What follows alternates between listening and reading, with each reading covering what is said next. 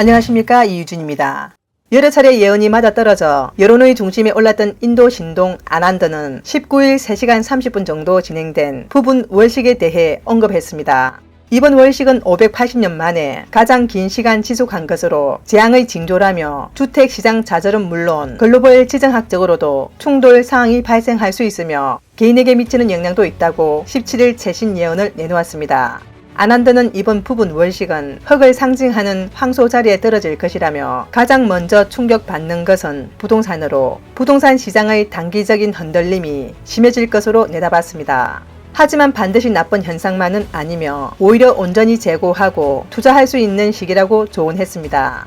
일부 부동산 업체는 이 시점에서 다각적인 경영을 시도하거나 투자 구도를 재정비한다면 성공할 수밖에 없는 만큼 적어도 이번 고비를 잘 넘겨야 할 것이라고 말했습니다. 또 인도도 타격을 받겠지만 장기적으로는 이번 부분 월식이 인도 경제 성장에는 길조일 것으로 전망했습니다. 한편 아난드는 글로벌 지정학은 두 번째로 영향받는 분야라며 앞으로 몇 개월 동안 중국과 인도의 긴장이 지속될 것이고 부동산이나 가금류 관련 산업도 주의해야 한다고 말했습니다. 아난드는 2022년 3월부터 4월까지 많은 지정학적 충돌 상황과 미중 관계가 부상할 것으로 예상되며 내년 4월까지는 호우로 인한 홍수가 발생할 가능성이 더 크다고 덧붙였습니다. 개인적으로는 달의 별자리가 황소 자리나 정갈 자리에 있는 사람에게 기도나 명상을 통해 운세를 반전시키거나 마음의 상태를 개선할 수 있도록 당분간 각별히 조심해야 한다고 조언했습니다.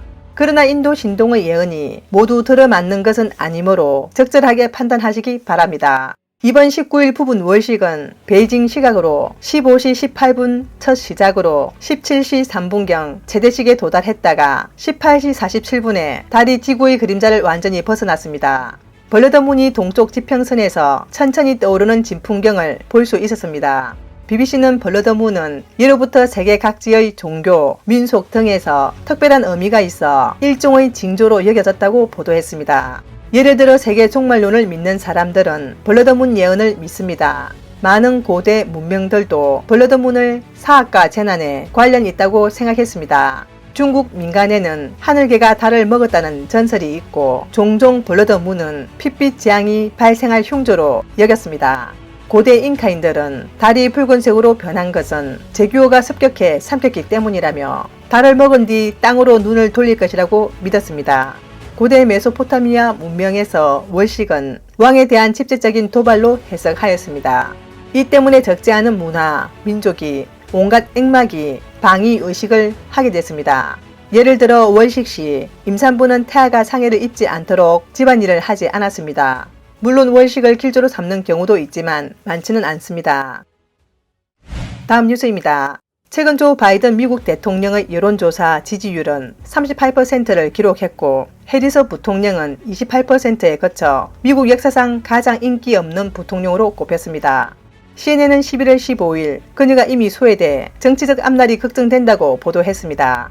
CNN이 소식을 전한 바로 다음날 백악관에서 양당의 기반시설 법안 서명식에 해리스의 이름이 누락되는 일이 벌어져 언론과 보수파 인사들로부터 또 한바탕 야유를 받았습니다.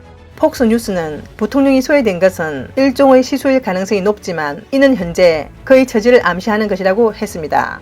CNN은 그동안 30여 명의 해리스 부통령의 전 현직 참모들과 민주당 관료, 정부 관료, 기부자, 외부 고문들을 인터뷰했는데 그녀가 충분한 준비가 되지 않았고 부통령직의 역할이 제한되면서 소외됐다는 평가가 지배적이었습니다. 이어 부통령은 절친한 지인들에게 바이든과 함께 일하며 좋은 관계를 즐기고 있다고 말했지만 백악관 관계자는 두 사람의 관계가 심한 교착 상태에 빠졌다라고 덧붙였습니다. 57세의 해리스는 몇몇 지인들에게 자신의 정치력이 제한되고 백악관 일부 부서와의 불편한 관계에 대처하는 데 지쳤다고 말했습니다. 그의 오랜 지지자들은 추진 중인 정책의 일관성을 찾아볼 수 없을 정도로 버려진 느낌이라고 했습니다. CNN은 바이든이 해리스를 러닝메이트로 선택한 것을 민주당의 미래로 보고 있다고 지적했습니다. 하지만 지금은 해리스와 가까운 많은 사람이 바이든 대통령이 그녀를 제대로 키우기보다 오히려 터철로와 패배를 지켜보고 있다고 봅니다. 이 때문에 민주당의 기본 지지자들마저 그녀를 포기하려 한다고 그녀의 지지자들이 우려하고 있습니다. CNN은 해리스가 이처럼 난처한 상황에 직면한 것은 수십 년 만에 처음으로 취임할 당시 워싱턴에서 대통령보다 경험이 적은 부통령이기 때문에 설 자리를 찾기 어려웠고 미국 역사상 최초의 아프리카계 인도계 여성 부통령으로서 기대가 더 컸기 때문이라고 분석했습니다. 미국 매체 폴리티코는 해리스의 지지율이 조지 부시 당시 딕 체니 부통령보다 낮으며 현대 미국 역사상 가장 인기 없는 부통령이라고 평가했습니다. 해리스의 국경 위기 수습과 바이든의 미흡한 집권 행보가 해리스의 지지율에 영향을 준 것으로 분석됩니다. 킹리치 전 하원 의장은 최근 폭스뉴스와의 인터뷰에서 해리스는 미국 역사상 최악의 부통령이라며 아무것도 하지 않았기 때문이라고 말했습니다. 바이든 대통령을 비난한 적이 없는 CNN도 대통령팀과 부통령팀이 치열한 내부 투쟁을 벌이고 있는 속내를 폭로했습니다. 최근 좌양 매체 워싱턴 포스트와 ABC 방송의 여론조사에서도 바이든의 지지율은 다시 최저 기록인데 공화당의 지지율은 크게 오르고 있다고 합니다.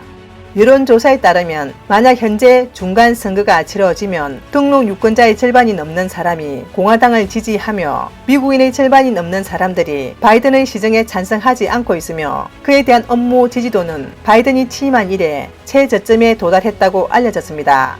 바이든을 지지한다는 응답은 41%에 그쳤고 경제 분야의 일을 긍정적으로 평가한 응답자는 39%, 불만족 55%, 49%는 전염병의 대응 조치에 반대했습니다. 다음 뉴스입니다. 워싱턴 포스트는 16일 바이든 시진핑 간 화상회의가 끝난 직후 복수의 소식통들을 인용해 바이든 행정부는 동맹국의 베이징 동계올림픽을 외교적으로 보이콧할지 여부를 각국 스스로 결정하도록 요청할 것이라고 보도했습니다. 젠 사키 백악관 대변인은 18일 정례 브리핑에서 미국이 신장 자치구의 인권에 대한 우려 때문에 베이징 동계올림픽에 대한 외교적 보이콧을 고려하고 있다고 밝혔습니다. 바이든 대통령은 18일 저스틴 트루도 캐나다 총리와 만난 자리에서 베이징 동계올림픽에 대한 외교적 보이콧을 고려하고 있느냐는 질문에 이는 우리가 생각하고 있는 일이라고 말했습니다. 더 타임스는 영국의 보리스 존슨 총리가 중공의 인권 기록에 항의하기 위해 베이징 동계올림픽에 대한 외교적 보이콧을 고려하고 있다고 전했습니다. 외교적 보이콧은 2022년 2월 베이징 동계올림픽 개막식에 미국 정부 관계자들이 참석하지 않는다는 것을 의미합니다. 바이든 대통령의 이 같은 발언에 대해 21일 대만 담강대 외교국제관계학부 정친모 교수는 해외 중국어 매체는 중국의 인권 탄압을 규탄하는 것은 글로벌 컨센서스라며 미국이 주도적인 역할을 할 책임이 있다라고 말했습니다. 또 인권은 민주당이 지켜야 할 가장 중요한 가치를 표방해 온 만큼 바이든 대통령이 인권 수호 입장을 고수하지 못할 경우 민주당 지지자들, 특히 바이든의 지지도가 상당히 떨어질 것으로 우려하고 있습니다. 정친모 교수는 올림픽의 원래 의도는 전쟁을 스포츠로 대체하여 평화를 달성하는 것이었습니다. 이는 높은 수준의 인성이 발휘한 결과이자 보편적 가치이기도 합니다. 중공이 인권을 탄압하고 대량 학살 정책까지 추진하도록 내버려 두는 것은 올림픽 정신에 대한 가장 큰 도발이자 파괴다라고 말했습니다. 유럽의회는 이미 7월 EU 및 회원국 관계자들은 홍콩, 신장, 티베트, 네이멍 등 중국의 인권 상황이 검증 가능한 개선을 보여주지 않는 한 베이징 동계올림픽에 참가하지 말 것을 촉구하는 결의안을 압도적으로 통과시켰습니다. 영국 하원도 내년에 열리는 동계올림픽에 대한 외교적 보이콧을 하는 구속력 없는 법안을 통과시켰습니다.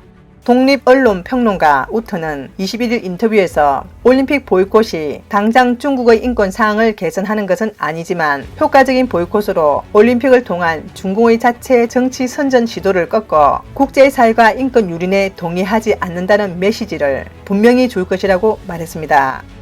미국의 소리는 19일 펑숭이 호주 시드니 과학기술대 국제연구대학원 교수가 유럽과 미국의 의원들이 정부의 베이징 동계올림픽 보이콧 외교를 촉구한 것은 당장 실질적인 효과를 보려는 것이 아니라 도덕 원칙에 따른 것이라고 보도했습니다. 이들이 베이징 동계올림픽을 보이콧하는 이유는 스포츠보다 인권이 우선이기 때문입니다. 오늘의 뉴스는 여기까지입니다. 시청해주셔서 감사합니다.